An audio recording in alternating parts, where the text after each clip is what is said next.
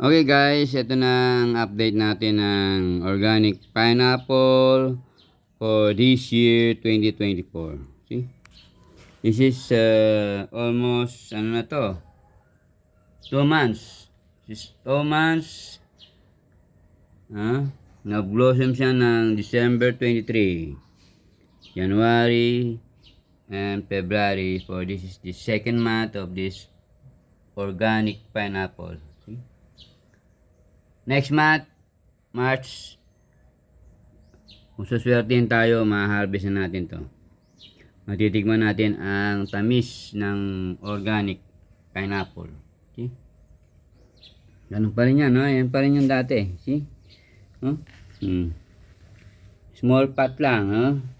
So, itong mga dahon niya, ito, ginagawa din natin itong mga liquid organic, no? Binababad natin yan sa tubig. Tapos lalagyan natin ng organic soil. Wait ka ng 1 week, 2 weeks.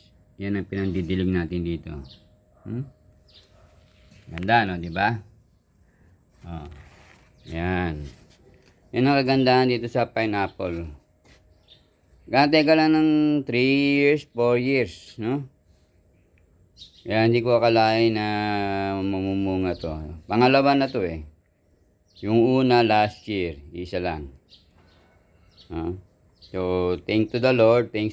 Yan, siya nagbigay sa atin itong organic, no? Siyempre, kung dito binasbasan ni Lord ng dito mamumunga ng ganito, no? Nagpipray natin itong pineapple na to. Ayan. No? Kailangan meron ka lang TLC. Ano ba yung TLC natin? Tender loving care, no? And be patient. 3 to 4 years ang inantay ko dito. Okay? So, ito yung katabi niya, oh. Ayan, oh. Ito ang pang-anim. Pang-lima. No? Na pineapple natin to. Pang-lima yan. Oh, ganda, di ba? 1 month pa lang yan. Almost 1 month, no? Last January. Itong malaki, last December. Ito, almost last January ito eh. Ayan, no? Ganun pa rin yan, no? Nasa small pot. Water container lang yan. Hindi ko akalain na mumunga sila eh. No? So, thanks to the Lord. No? Diba? Sana nakita nyo na yung center of the crown nagkaroon na ng reddish color na ganito. Sureball na yan, no? Kaya sige lang ang ano ko ng lagay natin ng liquid organic, no? Yung mga dahon na ganito, yan. Yan ang mga pampatamis, no? So yan yung pang-5. Ito yung pang-4. Kakatabi lang yan, 3 eh. See? Tama. Yan. Halos sabay-sabay ko na itanim yan. Pero siyempre, isa lang. Yan. Ito yung pang-4. Yan, no? Yan mo. Yan yung pang-4 natin. Yan, no? Ganun din yan. Pare-parehas lang siya dyan. No? Dinidiligan lang natin sa lupa yan. Paminsan-minsan noon, no? Nidiligan ko sa ibabaw ng crown. So, sa experience ko ito sa mga pineapple, hindi tayo nakaranas ng sakit, no? Ito lang, itong pineapple na to, ito nakita nyo yan. Natanggal yung center crown na dahon. Akala ko nga mamamatay na to eh. Ito nyo, yun lang ang experience ko na nangyari. Nabayaan ko lang. Yun, namunga pa rin siya, no? Galing, ano, di ba? So, 3 yan, kakatabi. Kakatabi yan, 3 na yan. So, antay ka lang, no? 3 years to 4 years, no? Organic lang yan. Pure organic liquid fertilizer. Yan, binibigay natin dyan. Tapos, yung tap water din, no? Yung nabasa water na naka-overnight. No? Kung rainwater, mas maganda. Eh, wala nga yung ulan, no? O kaya sa poso, yun, maganda yun.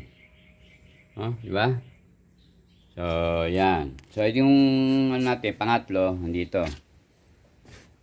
Ito, wala pa to eh. Sa balde. Ito, yung pangatlo.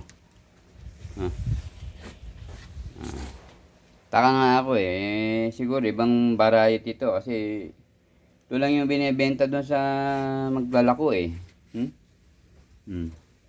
Ito eh, ako, nahuli to, pero ito yung pang-apat. Pangatlo to.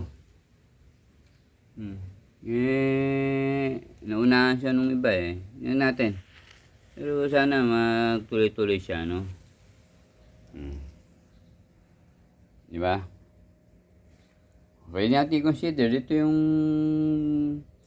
mas na late. Mas malaki yun eh. Ayan, no? Nasa container din siya, oh. Yan.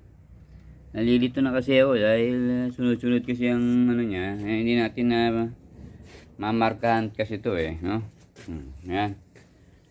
Di ba maganda? Iba-ibang variety kasi ito. Kaya kasi yun, ibang dating nun eh. Ito, may crown agad, oh. Tingnan mo. Malaki agad ang crown. Yung kabila, yung dalawa, maliit pa ang crown eh. Pero at least namunga siya, no? Sa container. Liquid fertilizer lang ang katapat niya, no? Okay? So itong iba pa, inaantay natin, no?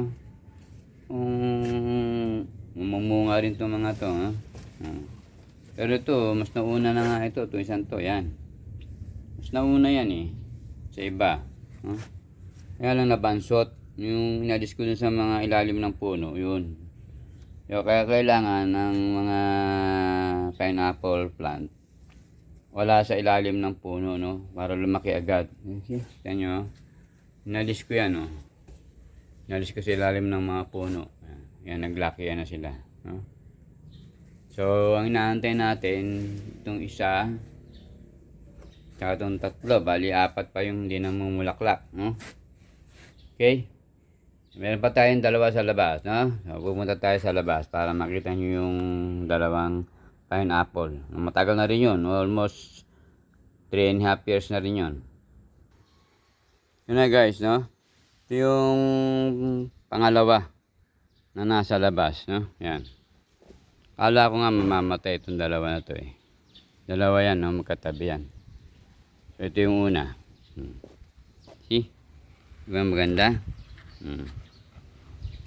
Yan. Nasa 1 month na yan.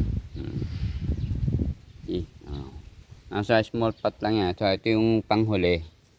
Yung katabi niya. Yan. No? Yung katabi niya. Natin. Yan. No? Yan nyo? Sabay yan nung halos sabay ito ng mga nando sa loob. Yan. Ito yung pinakahuli, kaya ito yung pang-anim, no? Diba? Small lang yan, cement pot yan, no? Yan, no? Dito lang ako nagbubuhos ng ng liquid organic. Yan, dyan. Pagka may time ko, lalagyan ko ng additional compost yan. Yan, no? Yan lang. Sino mag-aakala, no? Nadasalan natin yan kay Lord na mamulaklak yan. So, meron lang tayong tender loving care, tsaka be patient. Kung mabibigyan mo ng liquid fertilizer every 2 days, maganda. Dahil cement pot lang yan, yun. Summer ngayon, kaya kailangan bigyan natin sila ng pagkain, no? Yan. Kasi ano pa yung organic fertilizer dyan sa lupa eh. Bago nila kuha yun sa lupa, no? Yan. Ito yung ating mga fish crop, no? Binuburo natin sa lupa yan. Nandyan, no? Yan. Pagka pwede na siya, no? Na-compost na. 3 buwan din yan ang inaantay ko dyan, no? Para pure compost. Tapos bababad pa natin sa tubig. Yun ang gagawin nating liquid fertilizer, no?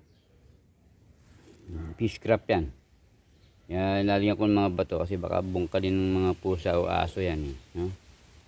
Ayan. So, ito no. Ito na yung ating pineapple, no. Mga pineapple this year 2024, no. Sana ma-harvest natin sila na para matikman natin, no. Wala tayong ibang ina-apply na artificial fertilizer dyan maliban lang sa liquid organic fertilizer, no. Ayan. Sana magtanim din kayo, no. I-share nyo sa mga mahilig magtanim, no. 3 taon. Kaya lang yung iba nga ginagawa nila kung paano mapabilis. Madami silang in-experiment, no. Yan. Subukan nyo rin, no. Antay lang tayo. Be patient, no. Okay. Thank you guys. Update ko kayo after 1 month ulit, no, sa ating pineapple organic sa paso, no. Okay guys, thank you for watching. God bless.